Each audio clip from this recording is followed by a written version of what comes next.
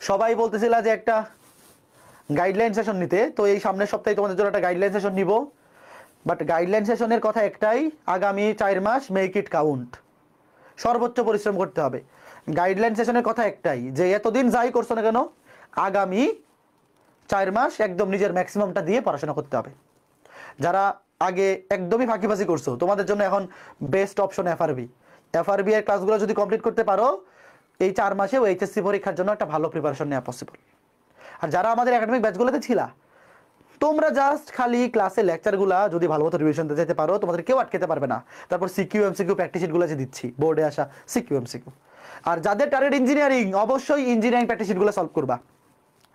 তাইলে অ্যাডমিশন টাইমে তোমার 90% প্রিপারেশন ডান, তখন খালি তুমি রিভিশন দিবা, খালি রিভিশন, আর কিচ্ছু লাগবে না।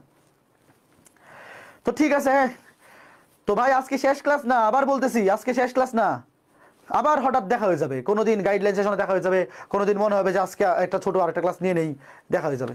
তো ঠিক আছে, তো আজকে ক্লাসটা এই পর্যন্তই, দেখা হবে পরবর্তী কোনো ক্লাসে।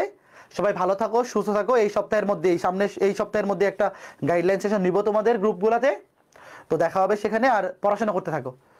আমি যেভাবে তোমাদেরকে হায়ার ম্যাথ 12টা অধ্যায় গুছাই দিছি, যারা 12টা অধ্যায় ক্লাস করতে পারবা এবং practice sheet, engineering practice sheet solve করতে পারবা, তোমাদের চান্স হবেই।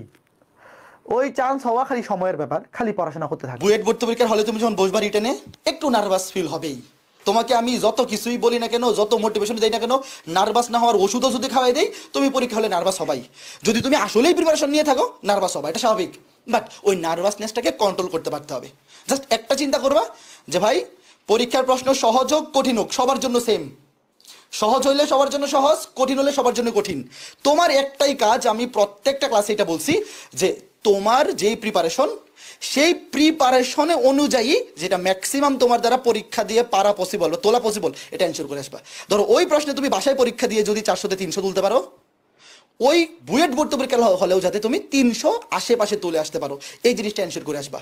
আশেপাশে কে কি করতেছে, কাটমার্ক কত, ডাজেন্ট ম্যাটার।